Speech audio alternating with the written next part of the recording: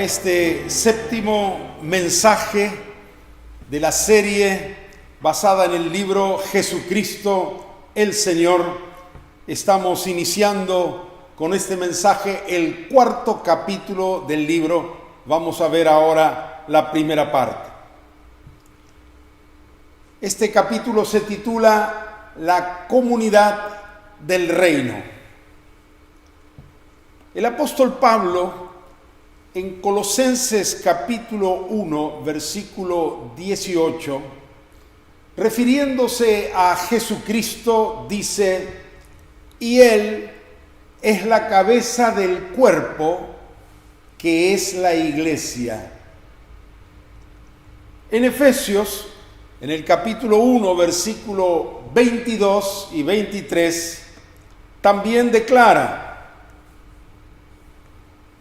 lo dio por cabeza, el Padre lo dio a Cristo por cabeza sobre todas las cosas, a la iglesia, la cual es su cuerpo. Esta es la figura más importante y la más frecuente del Nuevo Testamento para describir a la iglesia. La iglesia es un cuerpo, es el cuerpo de Cristo. ¿Cómo está formado un cuerpo? Un cuerpo, básicamente, así como se lo ve, tiene siempre una cabeza y muchos miembros. No puede haber un cuerpo vivo sin una cabeza. Tampoco puede haber un cuerpo sin los miembros. El cuerpo es la cabeza más los miembros y todos sus órganos que tienen diferentes funciones. Todos los miembros de un cuerpo vivo están sujetos y responden a la autoridad de la cabeza de ese cuerpo. Las órdenes vienen siempre de la cabeza. Por ejemplo, mi cabeza ordena a mi brazo derecho y le dice: levántate. Y el brazo obedece y se levanta. Luego le dice a mi mano izquierda: agita la mano. Y la mano obedece y la agita. No le da las órdenes por la boca, sino por dentro. Es una orden silenciosa a través de los nervios que se comunican todos con la cabeza. Le dice a mis pies: caminen. Y mis pies obedecen y comienzan a caminar. ¡Alto! Y se detienen. Así funciona todo el cuerpo. Cada miembro responde a la cabeza. El cuerpo humano funciona como un pequeño reino. La cabeza sería el rey, la autoridad, y los miembros, los súbditos, que obedecen al rey, que es la cabeza. Con esta metáfora del cuerpo, Pablo está enseñando una gran verdad: que la iglesia tiene una cabeza, una autoridad que la gobierna, y esa cabeza única es Jesucristo. Jesucristo el Señor. Todos los que son miembros del cuerpo de Cristo responden y obedecen a la cabeza de la iglesia, que es Jesús. El que no obedece a la cabeza es porque no pertenece al cuerpo. Veamos un sencillo ejemplo que quiero presentarles. Aquí tengo una lapicera. La apoyo sobre la Biblia y mi cabeza le dice a la lapicera, levántate, levántate. Y la lapicera no responde. ¿Por qué no se levanta? ¿Por qué no obedece a la cabeza? Porque esta lapicera no es miembro de mi cuerpo. Entonces, ¿cómo saber si alguien pertenece al cuerpo de Cristo? Es muy fácil, porque está sujeto a la cabeza. Así que con cada miembro podemos hacer esta pregunta, o dos preguntas. Son preguntas sencillas, inconfundibles, que debe responder positivamente. ¿Tal persona tiene la vida del cuerpo, la vida de Cristo? ¿Tiene vida? Y la segunda pregunta es, ¿está sujeto tal persona, sujeta a la cabeza de la iglesia que es Cristo? Si alguien no se sujeta a la cabeza, obviamente esa persona no es del cuerpo de Cristo.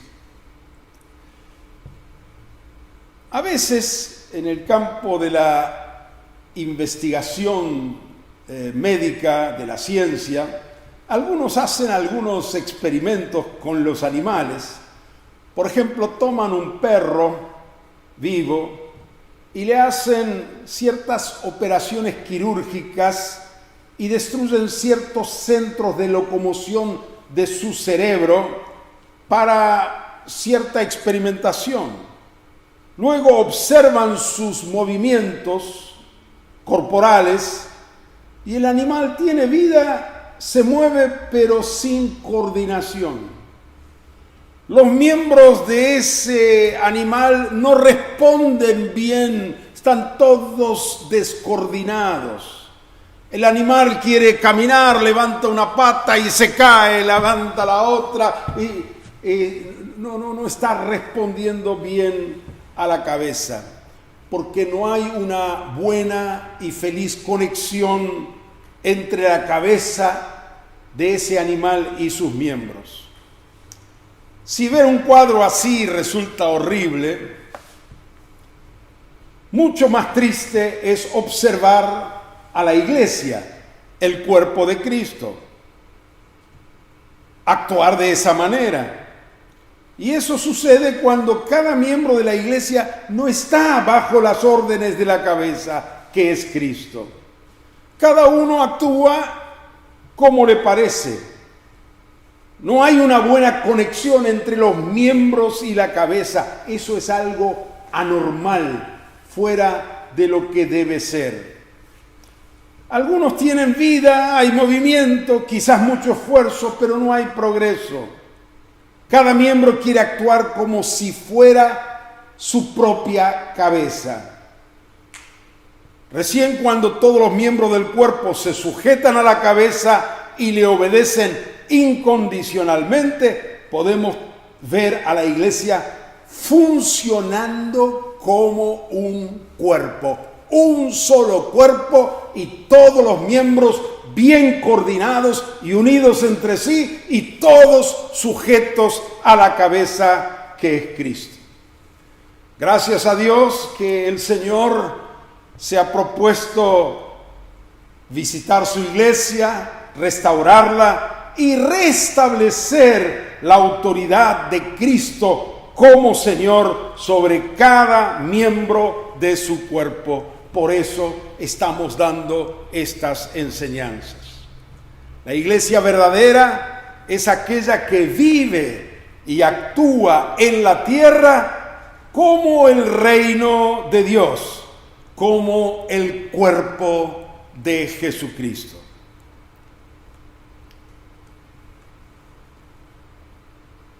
Quiero presentarles el ejemplo de una iglesia como Dios quiere. La iglesia naciente de Jerusalén que lo podemos encontrar en los primeros capítulos del libro Hechos de los Apóstoles, es un claro ejemplo de la iglesia verdadera, la iglesia que Dios quiere. ¿Por qué? Porque allí todos sus miembros están sujetos a la autoridad de Cristo como cabeza, como Señor. Cada uno se convirtió reconociendo a Jesucristo como el Señor de su vida y por eso actuaban como actuaban. ¿Cómo sabían ellos entonces quién pertenecía y quién no a la iglesia? Era muy sencillo. Aquellos que tienen la vida de Cristo, la nueva vida en Cristo, y aquellos que están sujetos a la autoridad de Cristo a través de su doctrina, de sus enseñanzas, esos son los que pertenecen al cuerpo de Cristo. En el desarrollo del tema de hoy, la comunidad del reino, vamos a considerar algunos aspectos prácticos de nuestra vida a la luz de lo que vemos en Hechos capítulo 2. Allí encontramos una iglesia que funciona como la comunidad del reino aquí en la tierra, en ese caso en la ciudad de Jerusalén, porque vive y expresa el reino de Dios, el gobierno de Dios aquí en la tierra. Aunque estamos hablando de la iglesia en su conjunto como una comunidad, es bueno aplicar esto al plano de lo personal, porque la iglesia somos nosotros. La iglesia está formada por el conjunto, por la suma de los individuos que componen esa comunidad, para que en forma efectiva, práctica, real, Cristo sea el Señor de la iglesia, la cabeza de la iglesia. Tiene que cada miembro de esa comunidad reconocer su autoridad y vivir sujeto a la autoridad de Cristo Jesús. De modo que si cada uno de los integrantes, miembros de la iglesia, están sujetos a Cristo, toda la iglesia estará sujeta a Cristo Jesús. Entonces, la verdadera iglesia, la iglesia que Dios quiere, es aquella en la que cada uno de sus miembros encarna en su conducta el reino de Dios en las siguientes 4 áreas de la vida que vamos a desarrollar en este mensaje y en el mensaje siguiente. Esas 4 áreas son, las subtitulamos así: Jesucristo es el Señor de mi voluntad. Segundo, Jesucristo es el Señor de mi tiempo. Tercero, Jesucristo es el Señor de mis bienes materiales y de mi dinero. Y cuarto, Jesucristo es el Señor de mi hogar, de mi familia. Así que en este mensaje séptimo vamos a considerar los 2 primeros y luego en el siguiente vamos a considerar los 2 que mencioné recién. Entonces empezamos con el primero: Jesucristo es el Señor de mi voluntad. La iglesia verdadera es una comunidad en la que cada uno de los miembros demuestra con sus hechos, en su vida práctica, cotidiana, que Jesucristo es el Señor de su voluntad. Miren cómo comienza la iglesia en Hechos de los Apóstoles, en el día de Pentecostés. El versículo 36 del capítulo 2, Pedro concluye su mensaje ante una gran multitud de miles de personas, declarando estas palabras: sépalo bien, todo el pueblo de Israel, que a este Jesús, a quien ustedes crucificaron, Dios lo ha hecho Señor y Cristo. Pedro, ante aquella multitud reunida en el día de Pentecostés, hizo sencillamente una cosa: les presentó a una persona, a Jesucristo, una persona que ellos, los de Jerusalén, ya conocían, lo conocieron como un personaje histórico, Jesús de Nazaret. Pero les dice: este a quien ustedes gritaron hace unos días atrás, unas semanas atrás, diciendo crucifícale, crucifícale, y a quien mataron en la cruz, Dios lo resucitó y lo hizo Señor y Cristo. Los miles de oyentes que escucharon esto, compungidos de corazón, dijeron a Pedro y a los apóstoles: varones hermanos, entonces, ¿qué hacemos? Allí había 3,000 personas que hasta ese día habían vivido según su propia voluntad. Hasta ese momento de sus vidas, su actitud había sido esta: yo vivo como quiero, a mí nadie me dice lo que tengo que hacer. Pero ahora han cambiado de actitud.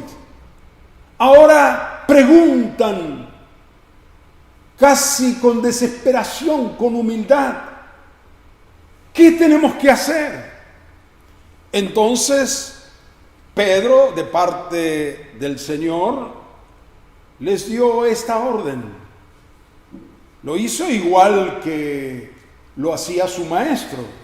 Pedro no titubeó, no les hizo una amable invitación, les dio un mandamiento con autoridad y con unción, y les dijo así: arrepiéntanse y bautícese cada uno de ustedes en el nombre de Jesucristo, para que sus pecados les sean perdonados, y entonces recibirán el don del Espíritu Santo. Luego, en el versículo 41, sigue diciendo así: pues así como los que recibieron su palabra fueron bautizados, y ese día se añadieron como 3,000 personas. Recibieron su palabra, la palabra de Pedro. Es decir, obedecieron, se sujetaron a la autoridad de Cristo expresada a través de Pedro, y se bautizaron, y fueron añadidos aquel día como 3,000 personas. Podemos decir que allí nació la iglesia como una comunidad, la iglesia verdadera, formado por aquellos que podían decir de todo corazón: Jesucristo es el Señor de mi vida. Lo confieso, lo declaro, y como es el Señor de mi vida, entonces es el Señor de mi voluntad. Si Él me dice que me tengo que arrepentir, pues me sujeto y me arrepiento. Si Él me dice que me tengo que bautizar, pues me bautizo. Así que 3,000 personas reconocieron la autoridad de Jesús sobre su vida y sobre su voluntad. 3,000 personas. Son 3,000 voluntades que decidieron ese día rendirse, entregarse a la autoridad de Cristo. ¿Qué haremos?, preguntaron. Hubo arrepentimiento, hubo un cambio total de actitud. Ante la orden de arrepentíos y bautícese, cada uno sin dilaciones se arrepintió y se bautizó.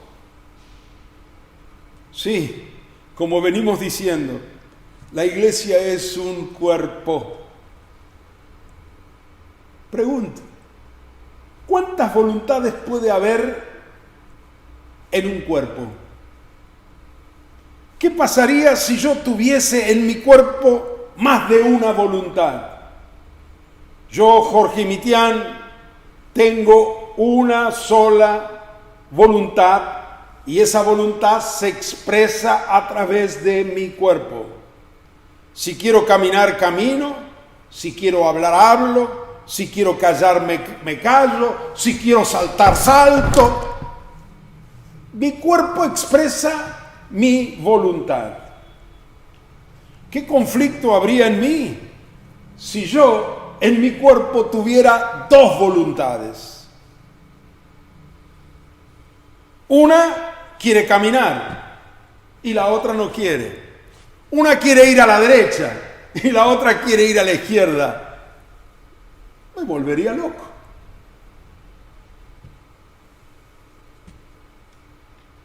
¿Y qué si dentro del cuerpo hubiera 3,000 voluntades? Imposible. En un cuerpo hay una sola voluntad. Y cuando nos integramos al cuerpo de Cristo, lo reconocemos como Señor y nos bautizamos, ya nuestra voluntad queda sepultada en la muerte de Cristo. Decimos, Padre, no sea hecha mi voluntad nunca más, sino la tuya. Morimos bajo las aguas en la muerte de Cristo y nos levantamos como una nueva criatura que dice, en mi vida ya no mando yo, en mi vida manda Jesús. La voluntad es algo muy personal que todos tenemos. Al sumarnos a la comunidad de los discípulos de Jesús, dejamos de actuar en forma independiente. Aquí no cabe la dualidad, es decir, actuar según mi voluntad y actuar según la voluntad de Cristo. Cuando Cristo es el Señor de tu vida, cuando comienzas a pertenecer a su iglesia, existe una sola manera de vivir. No podés estar diciendo cada vez, ¿qué hago? ¿Esto o aquello? No, ya está decidido lo que hay que hacer. Ya está marcada nuestra conducta por el Señor Jesucristo. Simplemente te limitas a hacer la voluntad de Dios, lo que Él ha ordenado. Si te encuentras en un aprieto por una pregunta difícil, no puedes decir, ¿qué hago en esta circunstancia? ¿Digo la verdad o una mentira? No, ya está decidido. No tenemos opción. No hay 2 caminos. Ahora hay un solo camino. No puedes mentir. Ya está decidido. Cristo lo decidió y nos indicó el camino a través de su palabra. No existen dos alternativas, hay una sola voluntad. Si sos soltero o soltera, debes saber que el sexo no es pecado. El sexo lo creó Dios. Las relaciones sexuales son puras y santas, como todo lo que Dios creó. Pero también debes saber que Dios reservó las relaciones sexuales únicamente dentro del matrimonio, no antes del matrimonio, ni fuera del matrimonio. En otra situación, llega el momento de pagar los impuestos. Hay una planilla que llenar con una declaración jurada que dice algo más o menos así: doy testimonio que todos los datos arriba consignados son fidedignos. ¿Y ahora qué hago? ¿Declaro todo o solo la mitad? No, eso ya está decidido.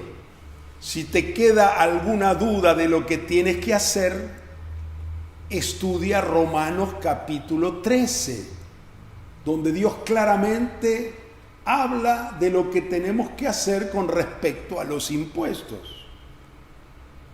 Nadie te obliga a ser cristiano. La puerta está abierta. Puedes irte al reino de las tinieblas si quieres, pero no puedes pertenecer al reino de Dios y vivir conforme a tu voluntad.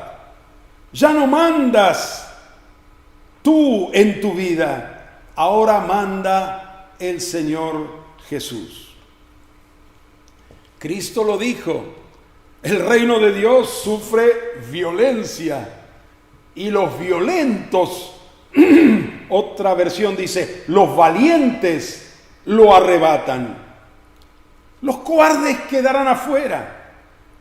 Si vos sos cobarde y no te atreves a andar como el Señor manda, no hay lugar para vos en el reino de Dios. El reino es para los valientes.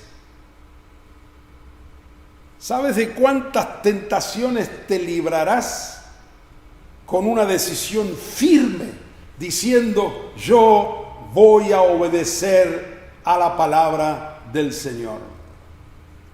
Otro ejemplo: vas a un negocio, a una tienda, y en el momento de pagar sacas un billete de 500 pesos y el cajero, por equivocación, te da el vuelto de 1.000 pesos. ¿Qué haces entonces? ¿Le decís la verdad y le devolvés el dinero o no? Un momento, no tienes alternativa. Quedarte con el dinero ajeno es una forma de robo, de engaño. Hay un solo camino. Si no es tuyo, devolvé esos 500 pesos de más. Sírvase, Señor, se equivocó en el vuelto. El cajero queda maravillado. Qué amable, qué honesto. Muchas gracias, dice él. No te sientas muy orgulloso de tu acción. Hiciste lo que tenías que hacer. No era tu dinero y se lo entregaste a quien correspondía. Jesucristo es el Señor de mi voluntad. Podríamos agregar a esto 1000 ejemplos más de la vida diaria. Pero lo importante es que entendamos que nuestra voluntad debe estar siempre sujeta a la voluntad de Dios. Cuando Pedro les dijo a estos miles: bautícense cada uno, a nadie se le ocurrió ese día decirle: Pedro, está haciendo un poco de frío, no me puedo bautizar dentro de algunos meses cuando llegue el calorcito. No, era una orden. Tampoco a nadie se le ocurrió decir: no, yo me voy a arrepentir y voy a aceptar a Cristo, pero eso del bautismo podría estudiarlo por algún tiempo para ver qué decisión voy a tomar. Voy a orar y si es la voluntad de Dios, entonces me voy a bautizar. ¿Cómo si es la voluntad de Dios? Su voluntad ya está expresada en su palabra. No hay alternativa. Leamos otra vez el versículo 41 del capítulo 2. Dice, así que los que recibieron su palabra fueron bautizados. ¿Quiénes se bautizaron? Los que recibieron la palabra de Pedro, de arrepentirse y bautizarse. ¿Cuántos se bautizaron? Como 3,000 personas. Quizás había mucho más que preguntaron, ¿qué haremos? Solo se bautizaron 3,000. Seguramente habría más de 3,000 personas. Pero esas 3,000 personas fueron los que recibieron la palabra, se sujetaron a la palabra y fueron añadidos a la comunidad de los discípulos del Señor. Reitero, cuando Cristo es el Señor, hay una sola manera de vivir: obedecer a cada paso la voluntad del Señor. Un discípulo no es perfecto, puede equivocarse, puede caer en pecado, pero apenas toma conciencia de su error, enseguida se arrepiente y lo corrige. Puede ser que en algún tema, algún asunto todavía no aprendió, no fue enseñado cuál es la voluntad de Dios. Entonces, en ese caso, por ignorancia, puede equivocarse en su acción, en su conducta, pero tiene que ir aprendiendo la palabra para practicarla en su vida y obedecer a la voluntad de Dios. Y en la medida que va conociendo la palabra, aumenta su responsabilidad de obedecer lo que el Señor enseña. Sería demasiado extenso entrar en más detalles, pero yo creo que con estos ejemplos ya está claro.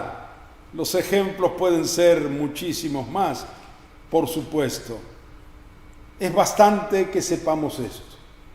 Si quieres ser parte de la iglesia, tu voluntad debe estar completamente rendida a la voluntad del Señor. Los cristianos de los primeros siglos tenían esta actitud. Escucha bien. Preferían obedecer a Dios y morir si fuera necesario antes que desobedecer a Dios y seguir viviendo. Qué actitud más entera, completa. Obedezcamos a Dios aunque nos cueste todo, aunque nos cueste la vida. Muy bien, pasamos al segundo punto de este tema, la comunidad del reino.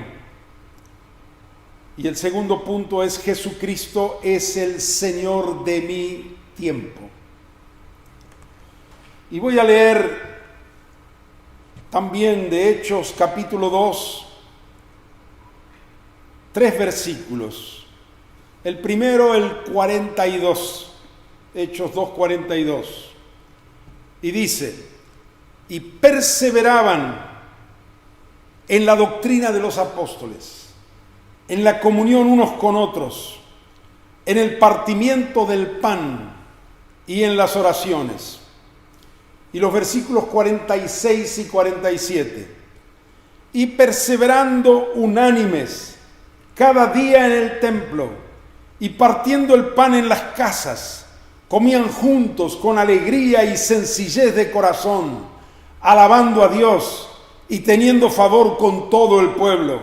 Y el Señor añadía cada día a la iglesia los que habían de ser salvos. Qué linda palabra esta. Perseveraban. ¿En qué perseveraban? En estar juntos. Si había una reunión de doctrina, de enseñanza, allí estaban todos los discípulos. Y eso básicamente significa tiempo, disponer de tiempo. Tiempo para ser discipulados, tiempo para aprender la palabra, tiempo para estar en los encuentros de oración, tiempo para el partimiento del pan, o sea, la cena del Señor, tiempo para tener comunión con los hermanos. Estaban todos, no faltaba nadie, perseveraban en la doctrina de los apóstoles, en la comunión unos con otros, en el partimiento del pan y en las oraciones. Parece que el lema de la iglesia era esta: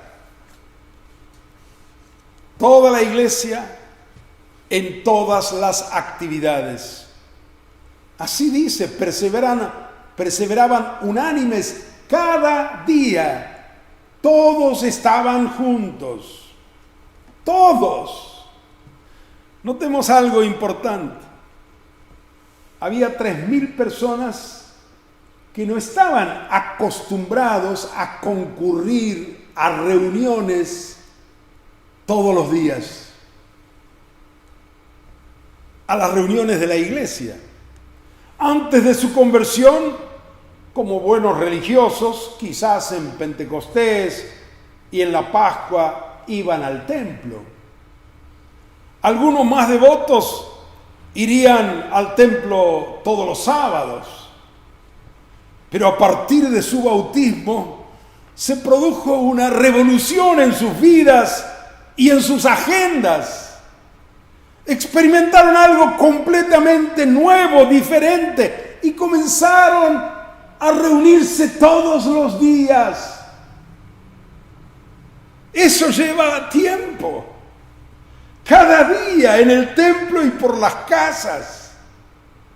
Tuvieron que hacer un cambio en medio de sus muchas ocupaciones, el trabajo, los quehaceres de la casa, el trabajo en la chacra, en los negocios, en los talleres. Pero ahora abrieron un espacio muy importante en sus horarios de cada día. Cuando alguien reconoce a Cristo como su Señor, hay modificaciones importantes en el programa de su vida. Hay cambios en sus horarios. Y eso es lo que se observa con estos primeros cristianos.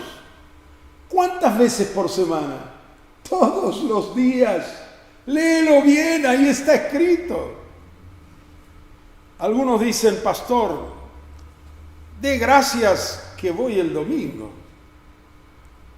Esas personas piensan que al concurrir a las reuniones le hacen un favor al pastor y a la iglesia. La iglesia verdadera es aquella en la cual cada miembro demuestra con su vida que Jesucristo es el Señor de su tiempo. ¿Qué es el tiempo? Un refrán dice: el tiempo es oro. En realidad es mucho más que eso. El tiempo es vida. Así que si Jesús es el Señor de mi vida, es también el Señor de mi tiempo. Mi tiempo es mi vida que va transcurriendo aquí sobre la tierra. Es legítimo, pues, decirle a Dios: Señor, tú eres mi dueño, el dueño de todo lo que tengo. El tiempo que tengo también es tuyo.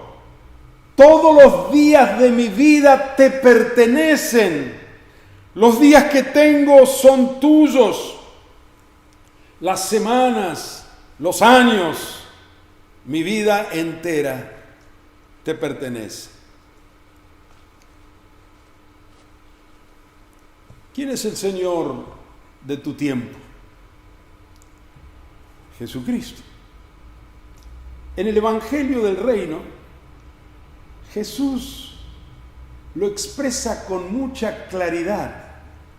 Mira lo que dijo Jesús: mas busquen primero el reino de Dios y su justicia, y todas estas cosas les serán añadidas. Mateo 6:33. ¿A qué se refiere al decir todas estas cosas?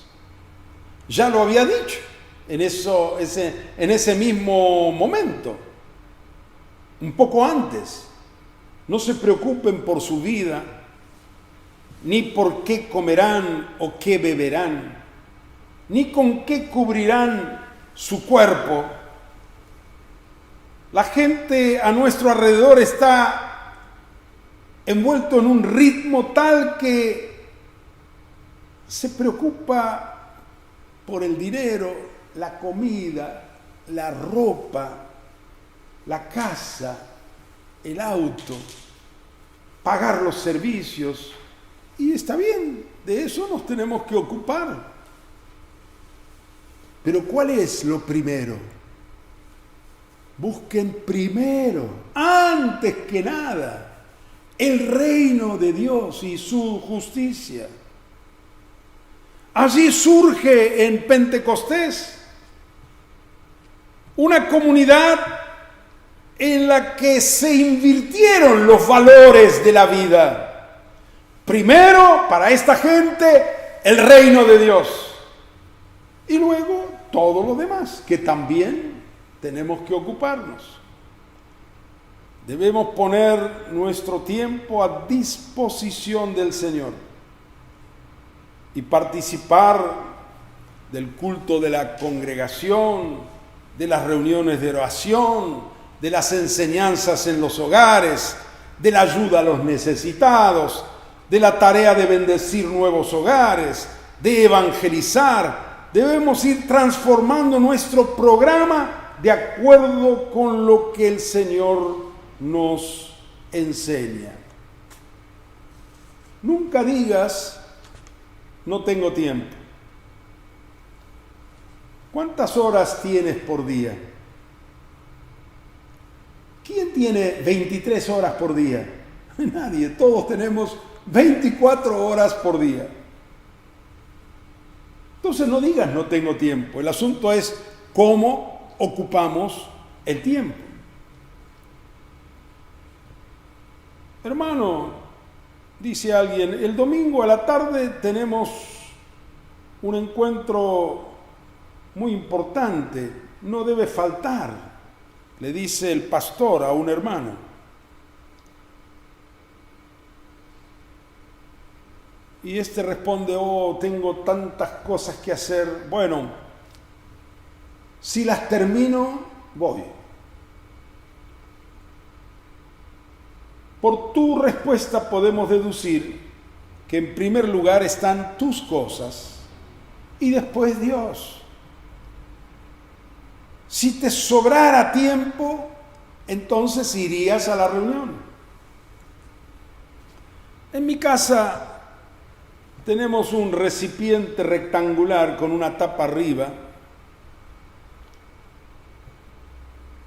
Es donde ponemos todo lo que sobra. Es el recipiente de la basura.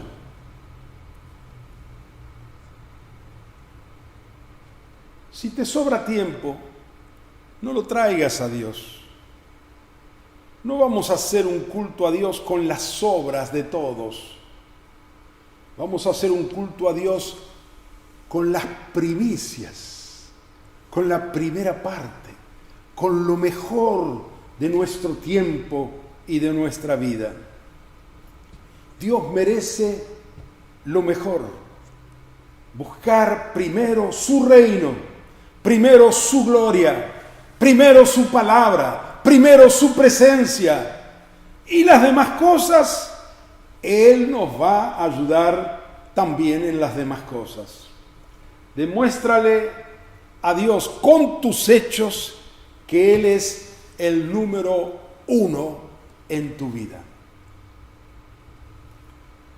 Desde luego que tendremos que ir haciendo los cambios que resulten necesarios.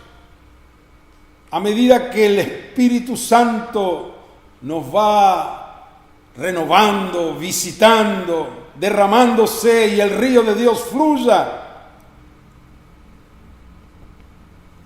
no nos van a alcanzar 1 o 2 reuniones por semana. Cuando viene el avivamiento, el culto a Dios, los grupos de oración, la evangelización, la comunión con los hermanos, el discipulado, van a ir exigiendo cada vez más lugar y espacio en nuestro tiempo, y tenemos que estar disponibles a Dios. La iglesia en Jerusalén se reunía todos los días en el templo y por las casas. Perseveraban en la doctrina, en la comunión, en las oraciones y en la enseñanza. Es decir, el reino de Dios ocupaba el primer lugar en sus vidas. Un punto importante a considerar en este tema es que muchas veces el tiempo no nos alcanza. ¿Por qué? Porque somos desordenados, desorganizados. Las cosas ordenadas ocupan mucho menos lugar. Si tienes un guardarropa, un placar, y pones todo lo que te viene a la mano en forma desordenada, llega un momento en que decís, acá no entra más nada, voy a tener que ensanchar o comprar otro placar. No, hacé la prueba, sacá todo fuera, ordená uno por uno cada cosa, doblá cada cosa, tirá lo que no sirve, lo que ya no usás, ordenate, organizate, y te va a sobrar medio placar. Lo mismo sucede con el tiempo. Al no tener una agenda, un programa diario, semanal, previamente trazado, perdemos mucho tiempo decidiendo qué hacer, empezamos una cosa, no terminamos y nos embarullamos. Es muy importante hacernos un esquemita, todo organizado y ordenado, sabiendo que empezamos aquí y vamos avanzando. Aún la mujer que está dedicada a veces a las tareas de la casa, si tiene un programa y trabaja en forma ordenada, va a tener mejor administración de su tiempo. Lo mismo pasa con el varón, el muchacho, el estudiante, el niño. Cuando establezcas y respetes un orden adecuado, verás cómo te sobra tiempo aún para otras cosas. Para ordenar tu tiempo necesitas un orden de prioridades. ¿Es Cristo lo primero en tu vida? Ese es el número 1. Entonces a Él debes dedicar las primicias de tu tiempo. A partir de allí y alrededor de esto, debes ordenar el resto de acuerdo a la importancia de cada cosa y cada lugar. Muy bien, hemos visto los 2 primeros puntos. Jesucristo es el Señor de mi voluntad y Jesucristo es el Señor de mi tiempo. En el próximo mensaje vamos a continuar con los 2 puntos que nos quedan de este tema, la comunidad del reino.